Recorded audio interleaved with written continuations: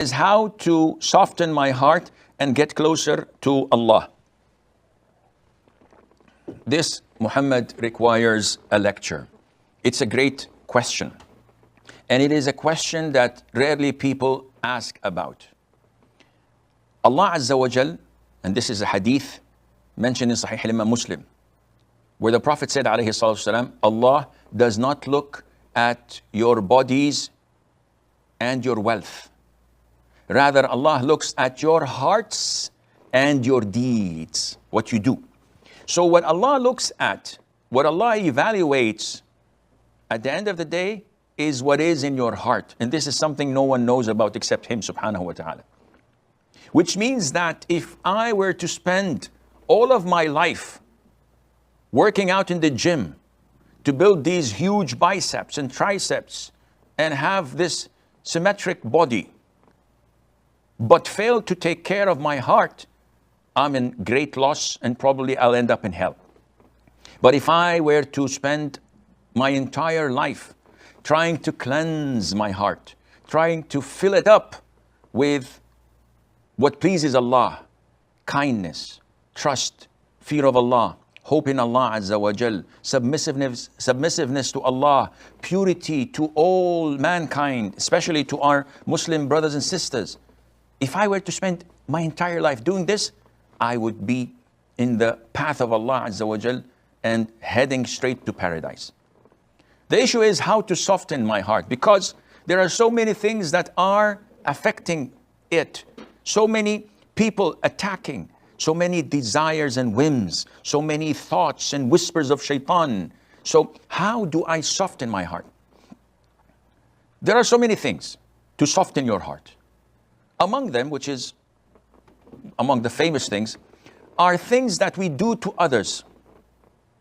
So whenever you do good to others, Allah Azza wa Jal softens your heart, providing that you're sincere and you're doing it for the sake of Allah. If you take care of the widows, if you take care of the homeless and the refugees, if you take care of an orphan, Allah would soften your heart. The Prophet said to one of his companions, sallallahu alaihi wasallam, and may Allah be pleased with the companion, do you want to attain what you desire and to get your heart softened? The companion said, yes. The Prophet told him, go to an orphan and pat and wipe over his head. And this is a gesture and a sign of kindness and being merciful. When you see a 5-year-old or a 6-year-old orphan and you do this on their head and you hug them, they feel the love and compassion which they miss from their departed father. That's why he is or she is an orphan. The Prophet said, do this, alayhi salatu wasalam, and you will attain what you're looking for and your heart will be softened. So doing good to others softens your heart. Feeding the poor, the hungry, providing for them softens your heart. Among the most favorite things to do, and this is between you and Allah. See, doing good to others is between you and the people. Now, there are things that are between you and Allah. These would definitely soften your heart, such as doing Hajj and Umrah often. This cleanses you from sins and increases your provision. Wealth-wise, this is a source of income, as the Prophet said, alayhi salatu wasalam. So if you want income, you come for Umrah. Said, okay, Sheikh, it's too expensive. Don't worry about expenses. Allah would provide for you. Allah would give you, because it would increase your provision. Also, Allah mentioned in the Quran that if you were to seek Allah's forgiveness, Allah would have mercy over you. So seeking forgiveness softens your heart, because when Allah has mercy over you, your heart is softened. So the more you ask Allah for forgiveness during the day and night, the more softer your heart will become. And every one of us must ask himself this question.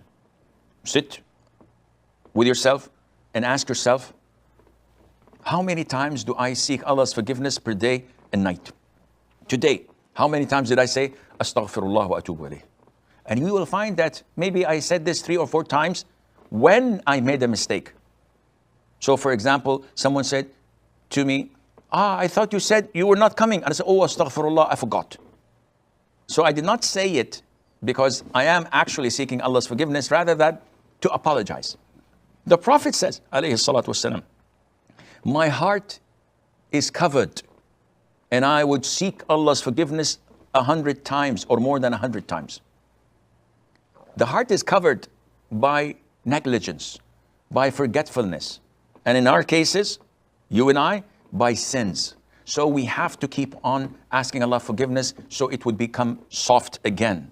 Not only that, Ibn al-Qayyim, the great scholar of Islam, asked his mentor, his Sheikh, Ibn Taymiyyah, may Allah have mercy on their souls. And he said, oh Sheikh, tell me, which is best, to glorify Allah by saying Subhanallah wa bihamdih, or to seek Allah's forgiveness by saying Astaghfirullah?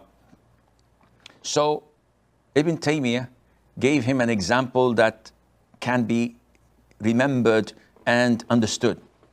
So he said to him, when the garment is clean, putting perfume on it would be the best thing to do. If my garment is clean, it's white, it has no spots on it and no smell, perfuming it would be the best thing to do. But when the garment is dirty and soiled, is it logical to put perfume on it? No. The best thing for it is hot water and soap, meaning to wash it. Now, Ibn Taymiyyah is telling Ibn al-Qayyim that if you have no sins and you're a righteous person, saying Subhanallah is the best for you.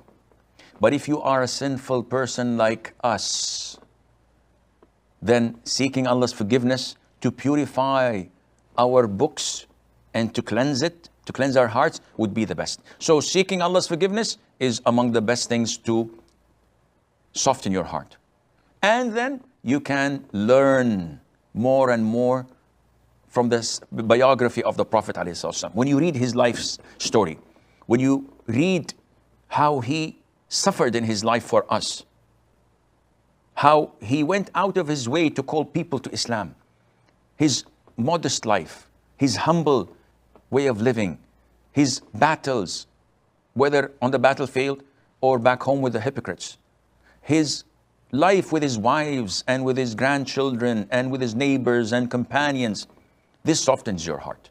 If you go in depth in the biography of the companions, this softens your heart. If you go in depth in the biography and the life stories and styles of the great scholars of the Salaf, this definitely softens your hearts. And the more you read the Quran, contemplate on it, read the tafsir, the more you will get closer to Allah and you will find that your heart is being revived. And as I said, this requires a full-fledged lecture. May Allah Azza wa Jal make our hearts soften to His instruction and to meeting Him.